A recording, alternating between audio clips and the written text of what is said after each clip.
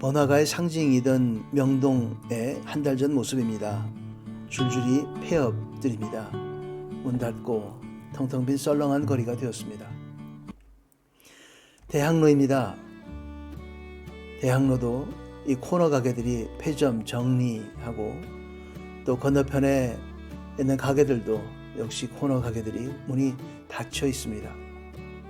거리는 썰렁합니다. 대학로도 상황이 비슷합니다. 가로수길입니다. 강남의 유명한 가로수길, 젊은이들이 북적거렸던 그 거리에 한적한 거리를 보게 됩니다. 가로수길도 예외가 아니었습니다. 모두 한 달 전 스토리들입니다.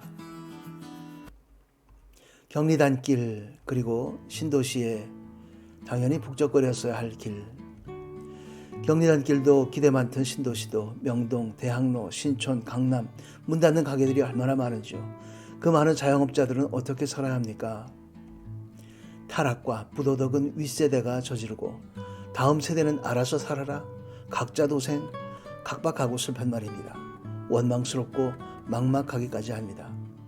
하지만 하나님께서는 결코 우리를 버려두지 않으십니다. 하나님은 우리를 힘주시고 그리고 새롭게 되기를 간절히 바라십니다. 두려워하지 말라. 내가 너와 함께 함이라. 놀라지 말라. 나는 내 하나님이 됨이라. 내가 너를 굳세게 하리라. 참으로 너를 도와주리라. 참으로 나의 의로운 오른손으로 너를 붙들리라. 하나님의 위로와 사랑이 있습니다. 사사기 후반에는 종교적 혼란과 윤리적 타락의 모습이 나타납니다. 성경에서 반복되는 그 윤리적 타락은 결국 타국의 지배를 받게 되거나 혹은 큰 고난으로 이어졌습니다. 오늘날 우리 모습과도 많이 닮아 있습니다. 이스라엘의 남북 왕조 멸망 후에 바벨론 포로로 갈 때도 그랬습니다. 모두 죄 때문에 그렇게 되었습니다. 우리의 황금만능주의, 외모지상주의를 생각하게 합니다. 아버지가 신 포도를 먹었으므로 그의 아들의 이가 시다고 하면 어찌 됨이냐. 에스겔서 28장의 말씀은 선조 때의 죄가 다음 세대로 이어지는 것은 아니다고 얘기를 하시는 거죠.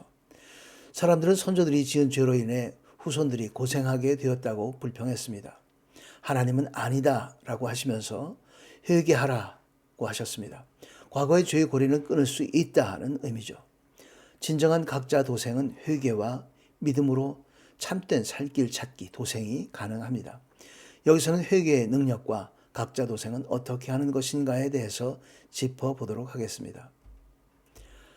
좋아요와 구독, 알람을 설정해 주시면 만드는 데 큰 힘이 됩니다. 혹시 연락할 일이 있으면 일로해 주시면 되겠습니다. 최후 승리 채널의 최승구 목사입니다. 오늘은 각자 도생이라는 제목으로 말씀을 나누겠습니다. 각자 살 길을 도모한다는 의미죠. 의인이 자기의 의로움을 떠나 불의를 저지르면 그 때문에 그는 죽을 것이다. 그가 저지른 불의 때문에 그가 죽을 것이다.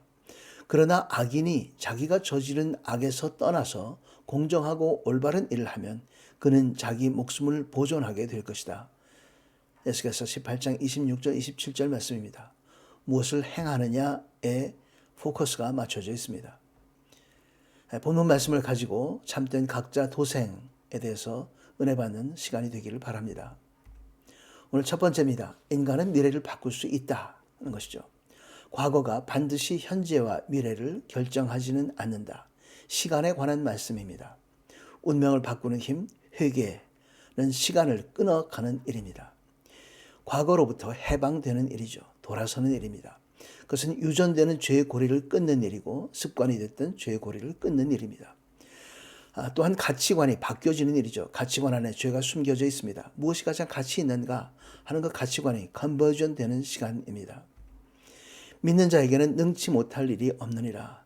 그렇기 때문에 과거에는 불가능했지만 믿음으로 가능하게 되는 일입니다. 회개와 믿음은 궁극적으로 같은 뿌리를 가지고 있습니다. 두 번째는 공간에 관한 말씀, 인간은 상황을 바꿀 수 있다는 말씀입니다. 현재 상황, 환경이 내 선택을 결정하는 것이 아니다는 것이죠. 세상은 환경 결정론을 얘기합니다. 상황에 의해서 내가 이렇게 될 수밖에 없다고 내 선택이 의미가 없음을 또 얘기하죠. 하지만 성경은 그렇지 않습니다. 정반대를 얘기합니다. 환경 극복론, 환경 가능론. 큰 산이 있어 장애물이 되면 그 산에 터널을 뚫어서 또 문명을 발전시키고 편리를 도모하게 됩니다. 성경은 모든 것이 그리스도 예수 안에서 하나님의 은혜 가운데 가능하다는 것을 보여줍니다. 상황을 바꾸는 힘, 그것은 회개에 이은 변화를 가져오는 일이죠. 성경에 여러 번 반복해서 나오지만 악한 아버지의 경건한 아들이 등장합니다. 경건한 아버지의 악한 아들 또한 등장하죠. 아버지가 경건하다고 해서 아들이 자동으로 경건해지는 것은 아닙니다.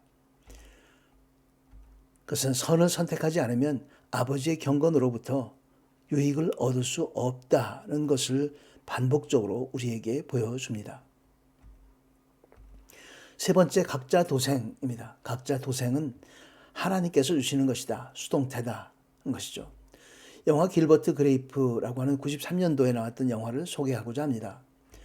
답답한 현실 속에서도 가족 섬김이라고 하는 소명에 충성하면서 결국은 하나님의 인도하심에 따라 과거를 불태우고 가족들 모두 각자 도생의 길을 걷게 될 때 주인공도 베티라는 위로자를 만나서 행복을 향해 새 출발을 한다는 지극히 평범한 라이프 스토리 같은 해피엔딩 스토리입니다.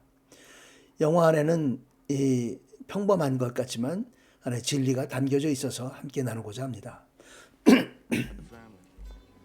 미국 아이오와주의 작은 소도시에서 가족에 대한 책임감으로 가족을 떠나지 못하는 길버트가 영화의 주인공입니다. 길버트 그레이프.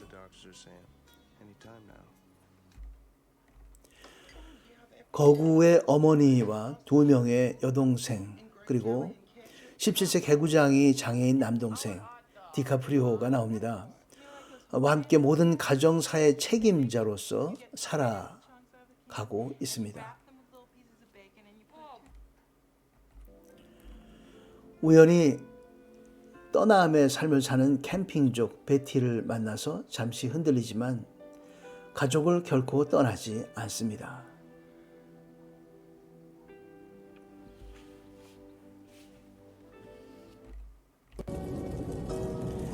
그리고 어머니가 돌아가신 다음에 시신을 살던 집과 함께 불태우면서 과거를 떠나보내면서 가족들은 각자 도생의 길을 선택합니다.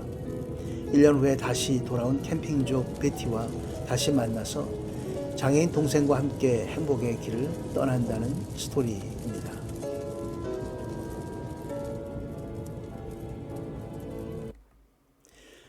정리합니다.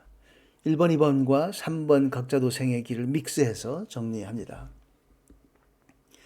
인간은 과거 죄의 영향력을 끊을 수 있다. 회개, 상황을 바꿀 수 있는 힘이 있다. 결단과 행위, 육을 따르지 않고 주께서 주신 사명을 성실하게 이행한다. 믿음. 영화는 이 믿음의 포커스가 오히려 갖춰져 있죠. 그 안에 예수 그리스도라고 나오는 것은 아니지만 이 사명을 성실하게 이행한다는 여기에 포커스가 맞춰져 있습니다. 그때 하나님께서는 새로운 부르심과 새 출발을 허락해 주십니다. 새로운 소망에 관한 말씀이죠. 다시 한번 다른 모양으로 정리해 봅니다. 회개와 그리고 결단, 그리고 믿음의 행위, 그리고 하나님의 선물로 받는 기쁨과 소망이 있습니다. 과거를 끊고 잘못된 현실을 끊고 시간에 관한 말씀이죠. 선택과 집중을 하고 공간에 관한 일입니다. 그리고 성실하게 믿음의 행위를 이어가고, 성실이 페이스, 믿음도 페이스, 같은 단어입니다. 바로 시간과 공간이라고 하는 십자가 모양의 이 모습, 바로 이 안에 십자가 예수 그리스도가 있고 자기 부인이 들어가 있죠. 영화는 이것에 포커스가 가 있었습니다. 은혜, 하나님으로부터 은혜를 받는다. 바로 하나님의 나라의 사람으로 기쁨과 소망을 누리게 된다는 말씀이죠. 이렇게 십자가로 하나님의 나라에 대한 그 은혜를 또 겪어가는 것을 누리는 우리 모두가 되기를 주의 이름으로 축원합니다. 함께 기도하겠습니다. 참 좋으신 아버지 하나님, 우리에게 참 기쁨과 소망을 주시고 회개하게 하시니 감사합니다. 내 생각을 의지하지 않고 언제나 아버지만 의지하게 하여 주옵소서. 세계적 국가적 혼란과 무질서함 속에서도 아버지의 질서는 살아 움직이는 줄 믿사오니 세상 소식에 두려워하지 말고 아버지의 능력과 생명의 말씀을 의지하며 아버지와의 교제 속에서 약속된 기쁨을 앞당겨 맛보게 하시고 찬양하게 하옵소서. 이 기쁜 소식을 많은 사람들에게 알릴 수 있도록 인도하여 주옵소서. 예수 그리스도의 이름으로 기도드리옵나이다. 아멘. 끝까지 시청해 주셔서 감사합니다. 또 며칠 후에 이제 추석인데 풍요롭고 행복한 시간 지내시기를 바랍니다. 항상 건강하시고 다음 주 시간에 뵙겠습니다. 감사합니다.